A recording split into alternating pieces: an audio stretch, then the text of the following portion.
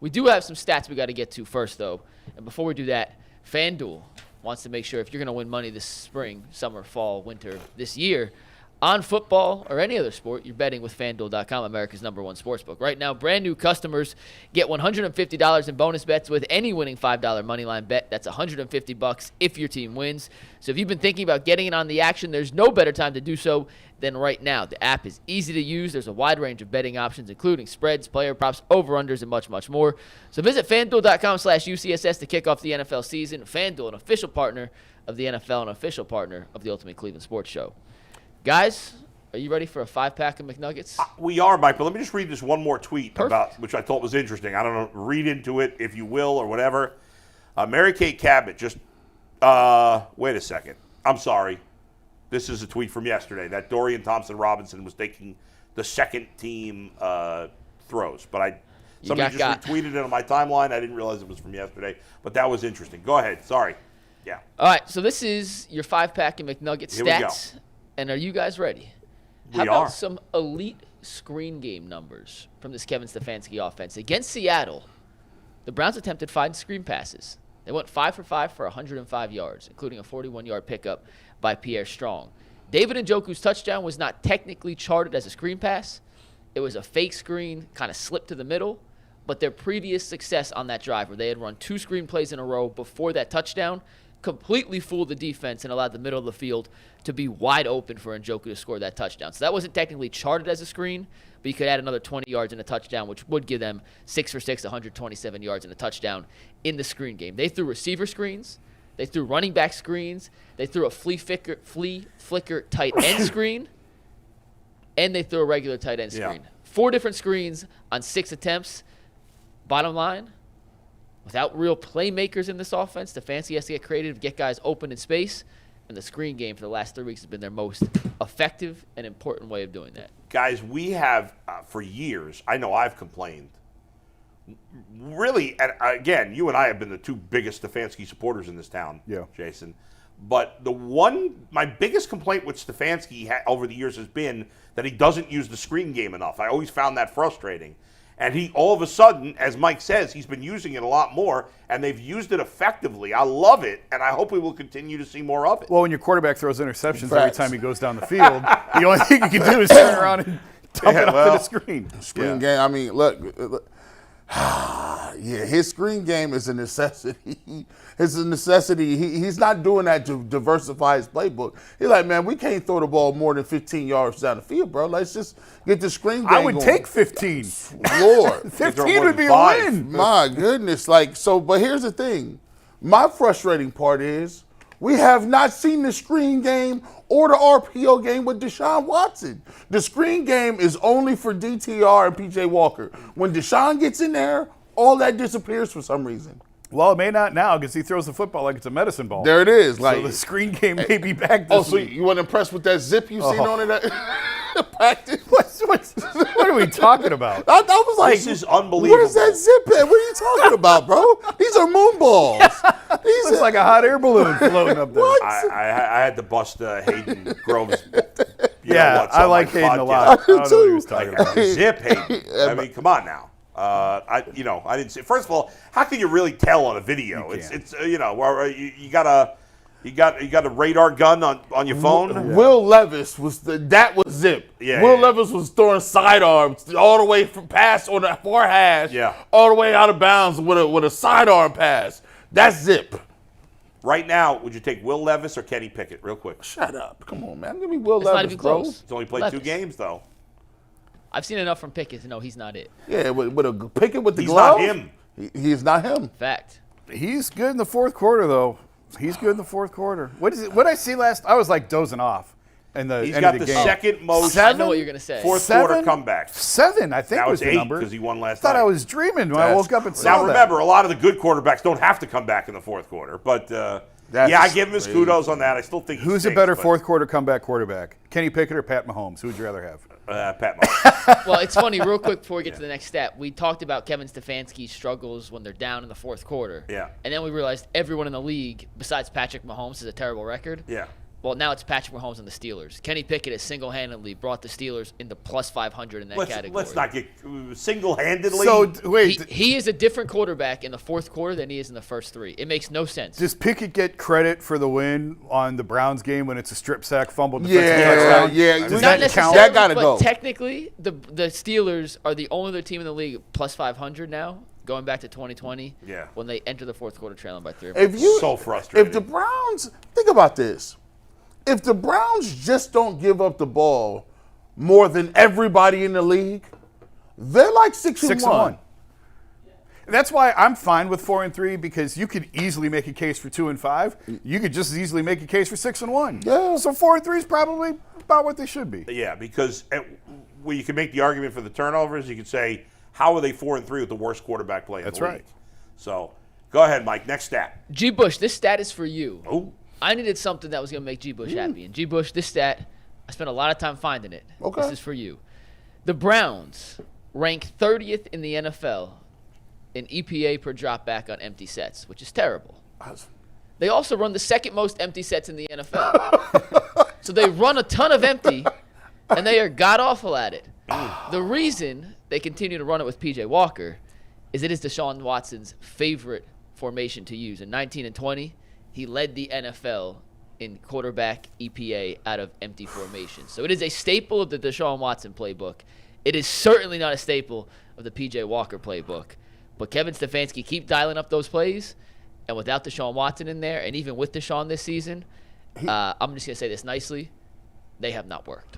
I mean, here's the thing. Like, in 19 and 20, Deshaun Watson, go back and watch those empty plays.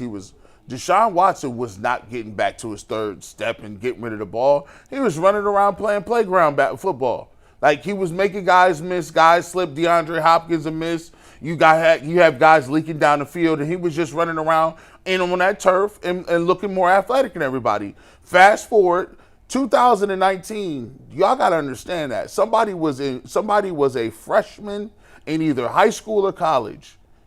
They are now in grad school. 2019, and it's 2023. They are now entering grad school. That was a long time ago. So, yeah, you might have liked 5 wide then, but right now, the 5 wide that we running has Harrison Bryant, David Njoku, and Jerome Ford split out wide with Amari Cooper and Elijah Moore. That's not the same playbook. Yeah, that's a fair criticism of Stefanski. Why are you doing it more than anybody else, Jason, if you're the worst in the league at it? What are you looking at me for? I'm not calling the plays. All right, fair. But, I thought Tim had an interesting answer to it. Yeah. Tim liked it because he said, you make the defense show its hand. You can't really disguise anything. It is Right. what it is. So that part, I guess, is I like that interesting. too. But, Hey. I mean, we're about halfway through the season now. Doesn't that even, especially for P.J. Walker, I mean, that's even more of an indictment.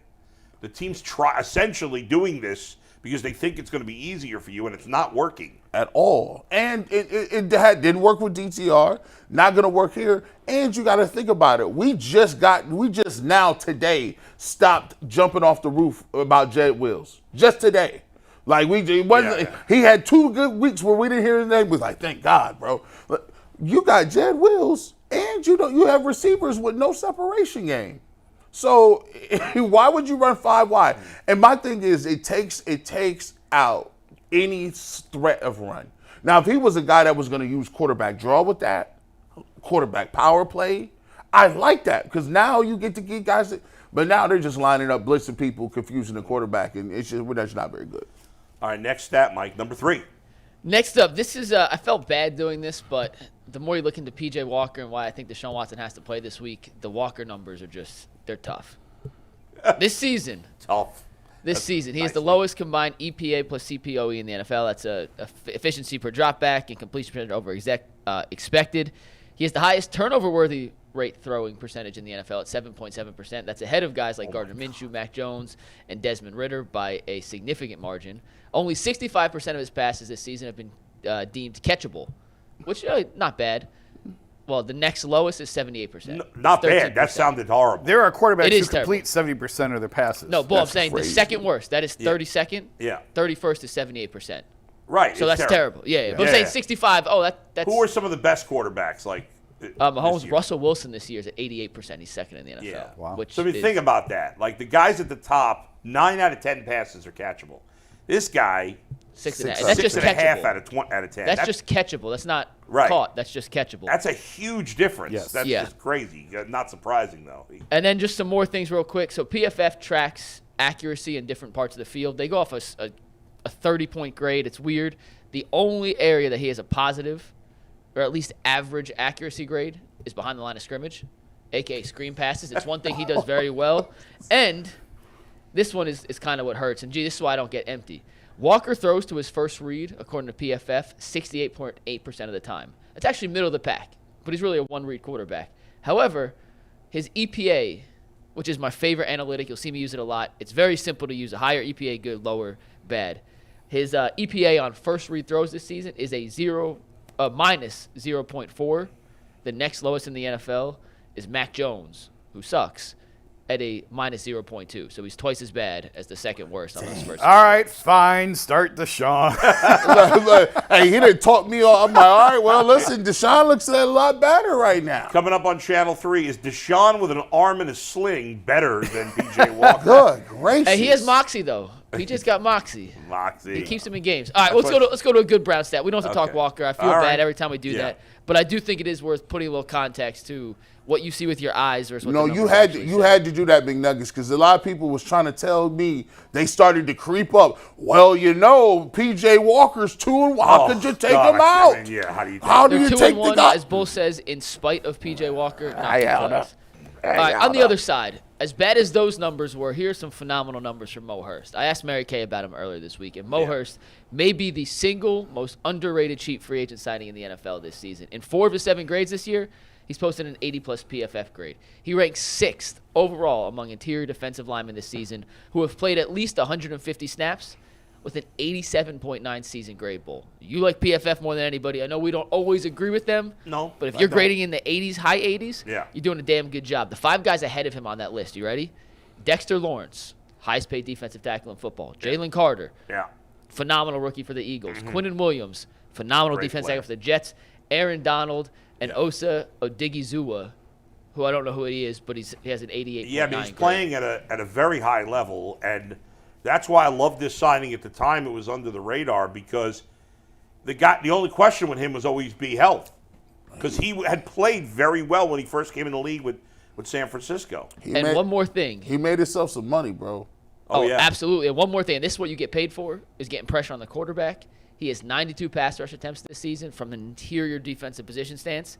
He has 10 pressures. That's a 10.9 pressure rate. Also ranks in the top 10 in the NFL among interior defensive linemen. This dude has been worth every penny the Browns paid and him. they're paying him nothing. And then a whole lot more. Yeah, a whole yeah. lot more. He's been phenomenal. That's why I was freaking out when they cut him at first. I said, what? You might want to bring him right on back over here, bro. He's made himself a boatload of money at D-tackle. Yeah, that's a guy you're going to lose this offseason. So because stop he's saying gonna that, sign Bull. for- Stop, Bull. Why sorry. you do that? Why you do that, bro? I'm just feeling a little better. You just go right Maybe to they'll lock him up now. Maybe they'll No, lock I him up mean, now. we Probably. thought that about Ethan Posick last year. That's true. And We did. When you have a long injury history in the NFL, you Yeah. don't get. That's you- fair. You get short-term That's deals. fair. Two, hey, listen, Jason Lloyd, man, they be texting Jason, hey, you think we should sign him? 2 years. Yeah, Minimowski. nobody's asking my opinion. Nobody's Oh, asking yeah. me. Minimowski. Yes, they are. You know it. Give me that 2 years for 15 I million. think Kobe's definitely calling you with contract Oh yeah, possibilities. all the time. Would you offer him a contract for next year right now to try to keep him, or is that silly? I don't know how much money you got. I'm You always can't. It's November. like He could blow out a knee. Yeah, that's true. But he's been damn good. He's been damn good. He's been great. I'm over here thinking about it. I'm always for offering somebody. Listen, give him that Jose Ramirez contract. Oh God. Give me that- Why would he take it right now? Why would he? Yeah, probably. would. If you want to But if overpay, he gets hurt, if then you he's want done. if you want to overpay him and guarantee it, he'll take it. Yeah, right. Now there's a guy now look, I don't know if they're gonna be like Zadarius Smith. I don't know about that. He might be a one and done. Yeah, probably. Yeah. Probably. But Maurice Hurst, I mean, he's really played well. He's been a good addition. And we talk about Jim Schwartz, and the big thing when they signed him was he gets the most out of defensive linemen. At defensive tackle in particular. Defensive tackle especially. Tomlinson's been solid. Jordan Elliott, unbelievable turnaround Actually, from where he was the last serviceable Hey, couple now. of years. whoa, hold on. Listen, let me get the camera. Yeah. Where you at? Hey, Jordan Elliott, man. This your boy G. Bush, man. I'm sorry, bro. I'm sorry, my dog. Listen, I know, you know what I'm saying? We was on you for about 3 years, but I don't know what happened. You got some Scooby snacks or whatever the case may be, but you a dog now. You've been balling. You've been in the backfield. You've been penetrating. I don't know what's going on, super duper pause. But Jordan Elliott, hey, salute, my brother. You out here killing it this year. I've been watching. I don't know what happened. This is the second time I had to apologize. Anthony Walker. Now I got to apologize to Jordan Elliott. I'm not doing it no more. But here you go, man. Salute to you. He's been playing well this year. Is there anybody on the Browns defense that's been terrible this year? No. I feel like nobody. I mean, I would say there's maybe one or two guys that have not lived up to my expectations, my personal expectations, but I don't think anyone's been bad. I thought Newsome would take a bigger step forward than he has. I think Za'Darius has been. I don't think he's been a disappointment. No, he's been. The thing with Za'Darius, like his grades are good, but he hasn't made any kind of impact. The production. Yeah. He had a little strip sack against the Colts at the end of the game. You know who I think has been as advertised is Juan Thornhill. I think he's made some plays that you don't really notice. Right. But it's a good thing he was there when he was, Yeah. or else that was going for 6. The Kenneth type Walker of thing. play, Yeah. the long Kenneth Walker run last week. Yeah, he's been just good. made some sound tackles and Yeah. been in the right spot that it doesn't flash. You know, not everybody's a superstar, right? Juan Thornhill's just a good, solid player. Yeah. And you got to have that. You got to have you can't. Sometimes it's like everybody's a superstar or a scrub, and there's a whole lot of guys in Most between of the there. NFL is not either. That's right. They're middle Sometimes tier. we treat it. I feel like McLeod has been. Rodney McLeod been pretty he's solid been good too. as a third safety. Delpit's played well for the most part. He made some mistakes last week. JOK, I think JOK's is mostly played well. The linebackers have been pretty solid overall. They're getting good production from everywhere, and I think that's, you talk about the big problem the Browns have had in the past is they haven't had a bunch of you'd have a couple of star players and then you'd have a lot of bad players in the lineup. And the Browns, at least on defense, they've got a lot of good, solid players. They don't have a ton of stars. Mm-hmm. We know what Myles Garrett is. Denzel Ward is a great player. Emerson seems to be emerging into that type of player. Yep. But the rest of their guys on defense, they're not stars, but they're a bunch of really good, solid players. Yeah. And I think Thornhill's been an upgrade over JJ3. Oh, big time. Yeah. And go back. How many times did I say it last year? We talked about it all year. If you fix the defensive tackle issue, you go a long way toward fixing a lot of the rest of the problems that they had defensively last year, and that's happened. They've certainly addressed the DT issue, and they fixed it. And now you've had a little bit better health with guys staying healthy at the linebacker spot. And all of a sudden, it looks a whole lot better than it did last year. Absolutely. Scheme and Schwartz have a lot to do with it. Sure. But it's not all of it. Right. They got better talent at defensive tackle. They've gone from the worst defensive tackle group to probably one of the best. And they signed Shelby Harris, who was a top 20 rated PFF defensive tackle last year, and he's struggling to get on the field. Yeah, that's true. Because of how good the guys have been. Yeah. Siaki Obo's Ika, played pretty well in his spot. We haven't even seen Siaki Ika. No, he's been healthy inactive because of how good the defensive tackles have been. And in this case, it's not like you're saying, well, he's a bust or whatever. Like with Cedric Tillman, you're like, there should be an opportunity. You're right. Whereas Sione, maybe Ika, like maybe he's playing pretty well in practice or whatever. But we got so he's a many guys. mid-round pick. Right? This is how it should be. You should be inactive as a rookie. Right. And hopefully next year. Right. And you don't sign Hurst because you think this guy can step up and do the job. Jordan Elliott is in his fourth year, and he's just now playing. Right. That's a tough position to be good right away. Yeah. And that's why the ones who are good right away get taken in the top 10 like Jalen Carter. That's the difference. All right. We have one more we're going to talk about and one more we're going to tease the TV show. But, G. Bush, you always talk about the Browns being predictable on offense. And Adam the Bull, you hate when the Browns run the ball up the middle on 1st and 10. You guys have a chance to both be right here. On 1st and 10 plays this season, the Browns have run the ball 53.7% of the time.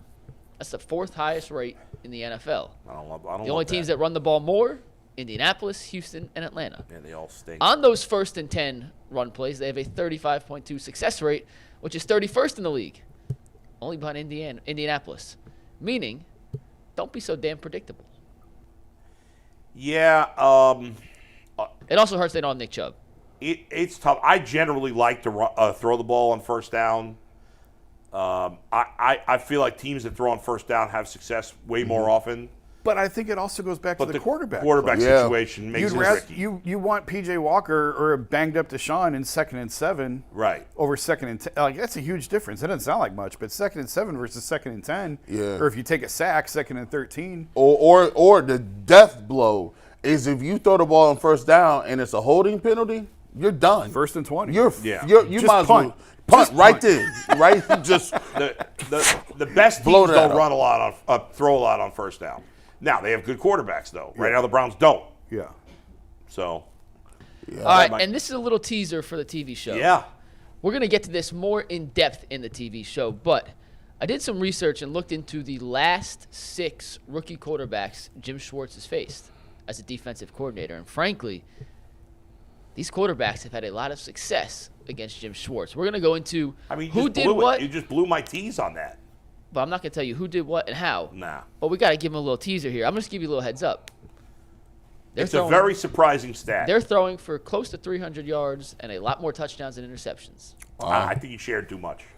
People got to see. See, that's why I don't watch movie previews, because they share too much. And I think you just shared too much, Mike. Well, I think people are going to be piqued to find out if it's an anomaly, if it's an issue, or just a discussion worth having. And you got to find that out at about 12:42 on WKYC. Yeah, remember, as always, on Fridays, we are on WKYC Channel 3. So if you watch us on YouTube, we're only going to be on YouTube for about another 7 minutes here. And then we will, of course, move to WKYC, which you can watch. You can watch on Channel 3. Here locally, you can watch on the WKYC app as well. If you don't have access to WKYC for whatever reason, you can't watch it, and you only watch on YouTube, the final half hour of the show that's on WKYC will be available tomorrow, but you want to watch it now. So move over with us to Channel 3. We hope to see you all there. Mike?